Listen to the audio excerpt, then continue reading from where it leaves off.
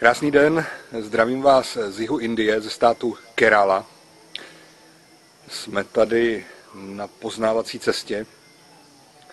Indie je obrovská země. Na dálku se to všechno hrozně těžko dá odhadnout, co to vlastně znamená být v Indii, ale teprve tady si člověk uvědomí jednak ty vzdálenosti a jednak ty obrovské odlišnosti mezi lidmi. Indie je jednou z nejlidnatějších zemí na světě. Od severu na jih odhaduju, že je to z hranice na hranici nejméně tak 3000 kilometrů. Indie se skládá z mnoha států, které jsou od sebe navzájem velmi, velmi odlišné.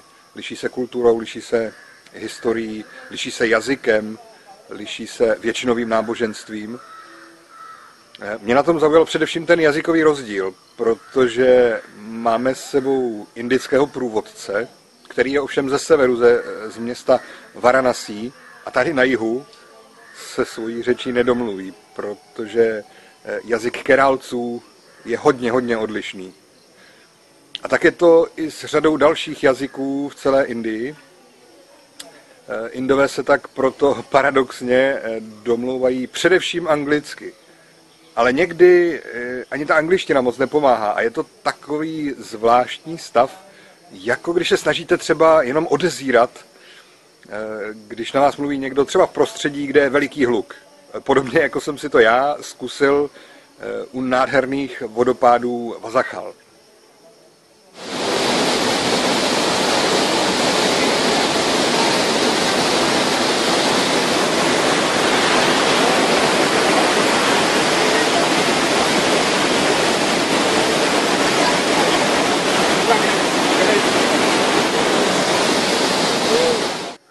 Jestli pak jste porozuměli tomu, co jsem vám říkal.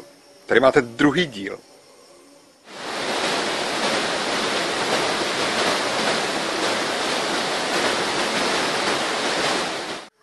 No a vodopády do třetice. Zkuste si to ještě jednou.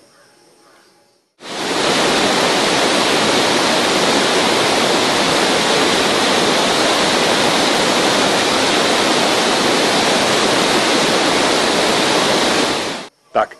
Povedlo se vám rozluštit, co jsem vám chtěl říct?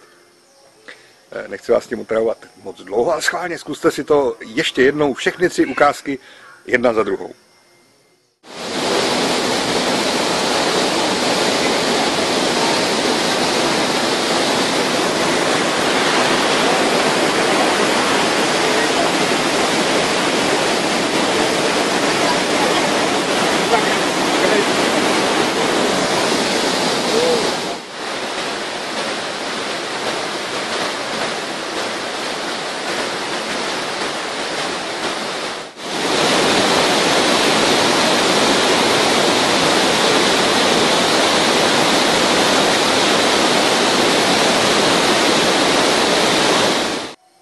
Tím dnešním videoblogem jsem chtěl poukázat na to, že nevždycky si rozumíme hned, jak se říká, na první dobrou. Je zapotřebí najít ten společný jazyk.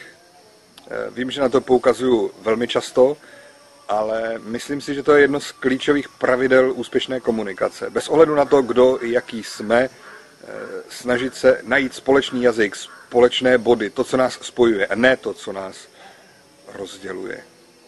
Tady v jižní Indii jsem si to uvědomil opět s velmi intenzivní silou. Zdravím vás, mějte se fajn. No a na závěr ještě do třetice ty vodopády, jak to tedy mělo být správně.